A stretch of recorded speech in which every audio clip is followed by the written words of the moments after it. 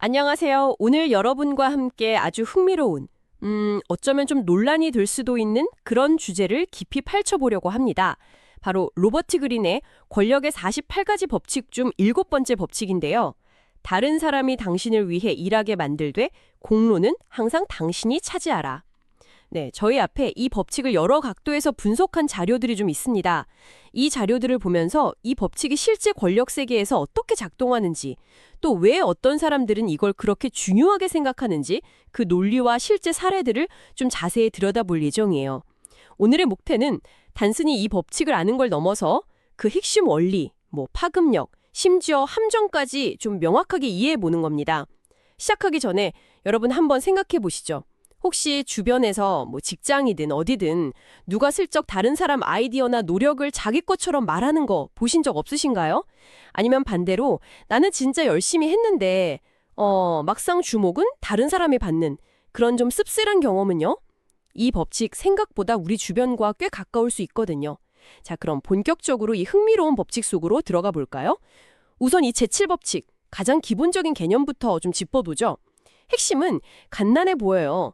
다른 사람의 지혜, 지식, 그리고 직접 발로 뛰는 수고, 노고라고 하죠. 이걸 활용해서 내 시간과 에너지를 아껴라. 이건데, 근데 이게 그냥 효율성 높이는 것, 그 이상이라고요? 그렇습니다. 이게 단순히 업무 효율을 높인다 이런 차원을 넘어서는 아주 전략적인 의미가 있어요. 자료를 보면 이 법칙을 잘 쓰면 당신에게 효율성과 속도 면에서 신과 같은 아우라를 준다고 하거든요. 신과 같은 아우라요? 네. 이게 무슨 말이냐면 당신이 마치 별다른 노력 없이도 엄청난 결과를 막 척척 만들어내는 것처럼 보이게 한다는 거예요. 일종의 환상을 구축하는 거죠. 권력 게임에서 이런 이미지는 그 자체로 엄청 강력한 무기가 될 수 있어요. 사람들은 당신이 실제로 얼마나 노력했는지보다는 그 결과랑 속도에 압도되거든요. 와, 네. 그래서 능력 있고 뭔가 다 통제하는 듯한 그런 인상을 주는 거죠. 와, 신과 같은 아우라? 표현이 진짜 강렬하네요. 근데 듣다 보니까 이 법칙 상당히 좀 냉정하고 어쩌면 무섭게 들리기도 하는데요. 당신의 조력자들은 잊히고 당신만이 기억될 것, 이 문구가 특히 좀, 네, 기억에 남아요. 맞아요. 좀 섬뜩할 수도 있죠. 심지어 다른 사람이 할 수 있는 일이라면 절대 스스로 하지 말라고까지 한다니 이건 그냥 일을 효율적으로 하자. 이걸 넘어서는 아주 계산된 전략이라는 느낌이 확 드네요. 네, 그렇죠. 철저히 계산된 거죠. 마치 보이지 않는 손처럼 움직여서 판을 짜는 듯한 느낌이랄까요? 자료에서는 또 권력의 세계를 아예 정글에 비유하기도 하더라고요. 하이에나나 독수리가 직접 사냥하기보다는 다른 동물이 잡은 걸 채가는 것에 빗대서요. 네, 그런 비유가 나오죠. 이런 비유 들으면 좀 불편할 수도 있지만 이 법칙은 뭐랄까 순진하게 자기 노력만 믿지 말고 때로는 이런 게임의 룰을 이해하고 활용할 필요가 있다. 이렇게 주장하는 것 같아요. 맞습니다. 결국 자신의 시간과 에너지를 아껴서 더 큰 목표에 집중하기 위해서다. 이런 명분이 있는 거죠. 그럼 구체적으로 어떻게 활용하라는 건가요? 네, 그래서 구체적인 방법들도 제시하는데요. 첫 번째가 타인의 창의성을 활용이에요. 만약 당신에게 어떤 특정 기술이나 창의력이 좀 부족하다면 그 능력을 가진 사람을 찾아서 활용하라는 거죠. 아, 고용하거나 그런 식으로요? 그렇죠. 그들의 아이디어나 결과물을 당신의 비전 아래에 이렇게 잘 통합시키고 최종 결과의 공로는 당신이 가져가는 방식으로요. 그럼 세상에는 당신이 마치 다방면에 뛰어난 천재처럼 보일 수 있다는 논리죠. 물론 윤리적인 문제는 좀 있겠지만 권력 전략 면에서는 효과적이겠네요. 네, 그렇죠. 권력 전략 관점에서는요. 두 번째 전략은 과거의 지혜 활용입니다. 이건 앞서 말한 것보다는 훨씬 안전하고 논란도 적죠. 흔히 말하는 거인의 어깨 위에 서는 것과 비슷해요. 아, 역사 속 인물들의 지혜를요? 네, 역사 속 위대한 사상가나 작가, 전략가들의 방대한 지식과 통찰을 막 배우고 인용해서 마치 그게 당신의 깊은 생각인 것처럼 활용하는 거죠. 이 방법의 가장 큰 장점은 이미 세상을 떠난 과거의 인물들은 당신이 자기 아이디어 썼다고 항의하러 오지 않는다는 점이에요. 하하, 그렇겠네요. 안전하네요. 그렇죠. 비스마르크가 했다는 말 있잖아요. 어리석은 자는 자기 경험에서 배우지만 현명한 자는 남의 경험에서 배운다. 이것도 비슷한 맥락으로 볼 수 있겠죠. 토머스 에디슨의 그 인용구도 굉장히 인상 깊었어요.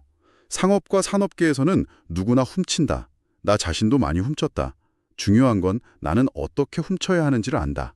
아, 네네. 그 유명한 말이죠. 이 말이 니콜라 테슬라의 삶과 너무 극명하게 대비되면서 와닿더라고요. 테슬라는 정말 순수하게 과학적 발견 자체에만 몰두했고 명성이나 공로에는 거의 신경 안 썼다고 하잖아요. 맞아요. 이상적인 과학자였죠. 과학은 경쟁을 초월한다는 그런 믿음을 가졌는데 결과는 어땠나요? 수많은 특허 분쟁에 시달리고 정작 자기 발명에 대한 권리는 제대로 못 지켰잖아요. 그렇죠.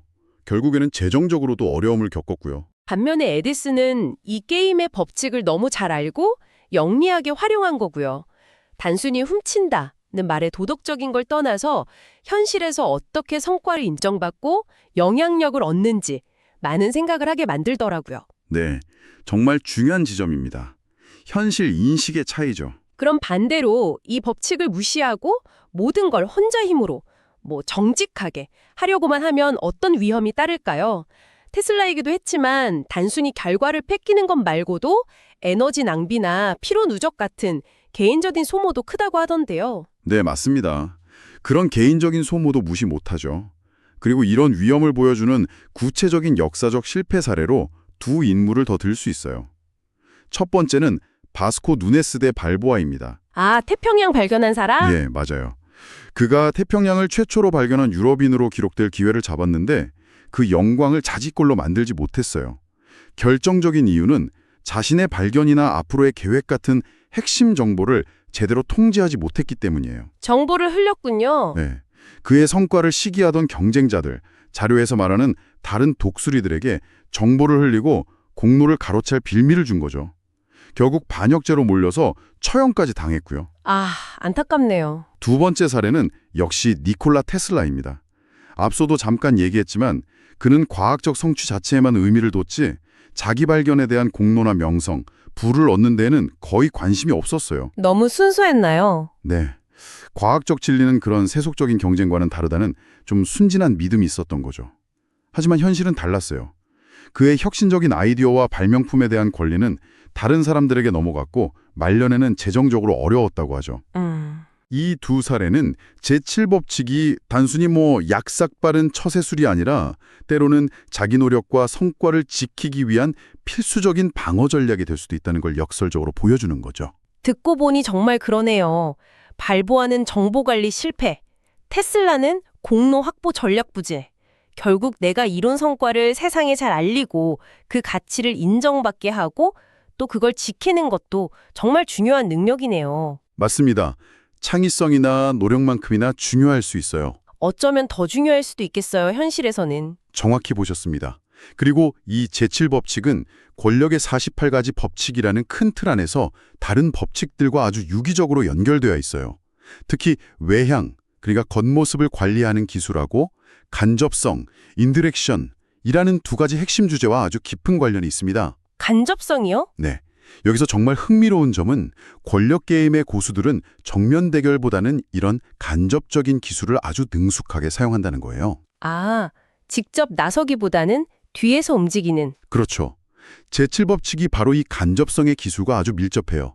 다른 사람의 노력을 활용하면서 당신은 당신의 진짜 의도나 숨겨진 노력, 심지어는 좀 교묘한 계략까지도 효과적으로 감출 수 있거든요. 당신의 영향력 아래서 일이 진행되지만 사람들은 당신이 얼마나 노력했는지, 어떤 과정을 거쳤는지 정확히 알기 어렵게 만드는 거죠.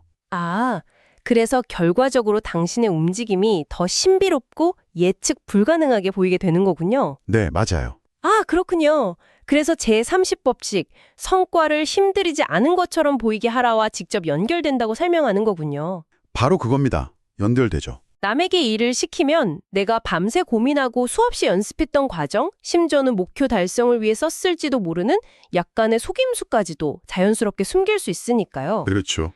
그 결과 내 성공은 마치 타고난 재능이나 운 덕분인 것처럼 아주 자연스럽고 우아하게 보이게 되는 효과가 있겠네요. 바로 그 점입니다. 프랑스의 그 전설적인 외교관 탈레랑의 사례가 이걸 아주 잘 보여주죠. 탈레랑이요? 네. 그는 당대 최고의 정보력과 협상력을 가졌지만 겉으로는 늘 여유롭고 힘 안 들이는 모습을 유지했대요. 정보 수집, 연구, 분석 같은 힘든 작업들은 전부 그의 밑에 있는 수많은 정보원과 조력자들에게 맡겼죠. 아하. 하지만 그는 그 결과물들을 완벽하게 자기 통찰력으로 포장해서 제시했고 사람들은 그가 마치 미래를 꿰뚫어보는 초능력이라도 가진 것처럼 경외심을 느꼈다고 합니다. 대단하네요. 네, 자료에서는 이런 경지를 신의 우아함과 편안함을 모방하는 것이라고 비유해요.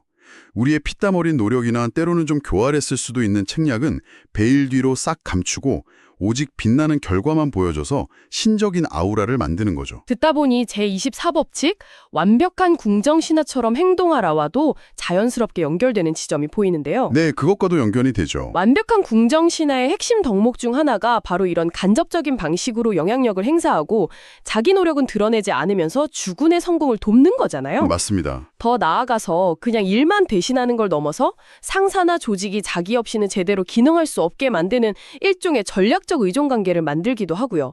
이것도 제11법칙, 사람들이 당신에게 의존하게 만들라 와도 맞닿아 있는 부분이네요. 네, 정확합니다. 그렇게 다 연결되는 거예요. 정말 이 법칙들이 하나하나 따로 노는 게 아니라 서로 막 얽히고 설켜서 하나의 거대한 권력 시스템을 이루는 느낌이네요.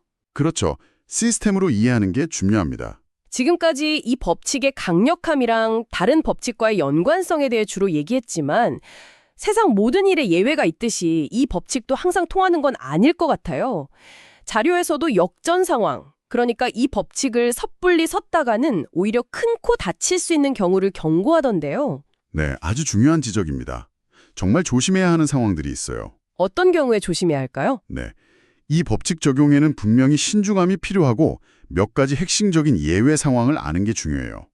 첫 번째는 당신의 권력 기반이 아직 좀 취약하거나 불안정할 때입니다. 자리가 아직 불안할 때요. 네, 이런 상황에서 다른 사람 공로를 너무 노골적으로 가로채려고 하면 당신은 교활하다, 얌체 같다, 팀워크 해친다 이런 비난을 받기 쉬워요. 평판이 나빠지겠네요. 그렇죠. 특히 주변의 신뢰나 지지가 필요한 초기 단계에서는 이런 행동이 오히려 당신 평판에 치명적일 수 있습니다. 스포트라이트를 혼자 다 차지하려는 모습으로 비춰서 반감을 살 위험이 커요. 두 번째는요. 두 번째 예외 상황은 당신 위에 확실한 권력자, 즉 주인이나 상사가 있을 때입니다. 이때는 공로를 탐내기보다는 오히려 상사에게 공을 돌리는 영리함이 필요해요. 헨리 키신저 사례가 나왔었죠? 네, 아주 대표적이죠.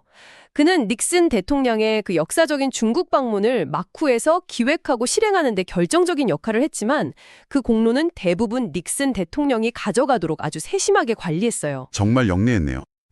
자료 분석을 보면 키신저는 자기보다 아랫사람들 공로는 효과적으로 흡수하면서도 정작 자신의 가장 큰 공적은 상사인 닉슨에게 양보하는 이중적인 전략을 썼다고 해요. 와... 이건 권력의 생리를 정확히 이해하고 있었기에 가능했던 거죠. 이 사례가 우리에게 중요한 질문을 던져요. 언제 공을 취하고 언제 양보해야 하는가? 그 미묘한 균형점을 찾는 것, 이게 진짜 권력의 기술일 수 있습니다. 결국 핵심은 상황 판단 능력과 유연성이군요. 내가 지금 어떤 위치에 있는지, 주변 사람들과의 관계는 어떤지, 내 장기적인 목표는 뭔지, 이걸 다 종합적으로 고려해서 이 법칙을 쓸지 말지, 쓴다면 어떻게 쓸지, 아니면 잠시 접어둘지를 결정해야 한다는 의미네요. 네, 맞습니다. 무조건 따르기보다는 상황에 맞게 조절하는 지혜가 필요하죠. 네. 자, 오늘 우리는 로버트 그린의 권력의 48가지 법칙 중 제7법칙, 타인의 노고를 취하고 공로를 가로채라는 좀 도발적인 주제에 대해 깊이 파고들어 봤습니다. 이 법칙이 어떻게 효율성을 높이고 강력한 아우라를 만드는지, 타인의 지식과 노력을 활용하는 구체적인 전략들, 그리고 다른 권력 법칙들과의 흥미로운 연결점, 마지막으로 이 법칙을 적용할 때 주의해야 할 점들까지 여러 각도에서 살펴봤어요. 그럼 이 모든 내용이 지금 이걸 듣고 계신 여러분께는 어떤 의미로 다가오시나요? 오늘 우리가 함께 분석한 이 법칙은 좋든 싫든 현실 세계에서 작동하는 권력의 메커니즘 중 하나를 보여주는 창이라고 생각하시면 좋을 것 같아요. 이걸 무조건 따라야 할 행동 강령으로 받아들이기보다는 세상을 이해하는 또 다른 렌즈 또는 전략적 도구 상자의 하나로 여기는 것이 현명할 겁니다. 중요한 건 이 지식을 바탕으로 비판적으로 생각하고 여러분의 고유한 가치관과 처한 상황 속에서 이 도구를 어떻게 그리고 언제 쓸지 혹은 쓰지 않을지를 스스로 판단하는 힘을 기르는 것이라고 생각해요. 마지막으로 오늘 나눈 이야기를 바탕으로 여러분 각자에게 한 가지 생각할 거리를 던져드리면서 마무리할까 합니다. 조금 더 깊이 고민해 볼 만한 질문이에요. 타인의 노력을 현명하게 활용하는 것과 그 경계를 넘어서 명백하게 착취하는 것 사이의 선은 과연 어디에 그려야 할까요? 그리고 더 나아가서 단기적으로는 효과적일지 몰라도 장기적인 관점에서 계속 다른 사람의 공로를 가로채는 전력은 과연 지속 가능할까요? 그런 방식이 당신의 평판, 그리고 무엇보다 중요한 신뢰와 협력 관계에는 궁극적으로 어떤 영향을 미치게 될까요? 정말 중요한 질문들이네요. 이 질문들에 대한 정답은 없을지도 모릅니다. 하지만 스스로 답을 찾아가는 과정 자체가 의미 있을 거라 생각합니다.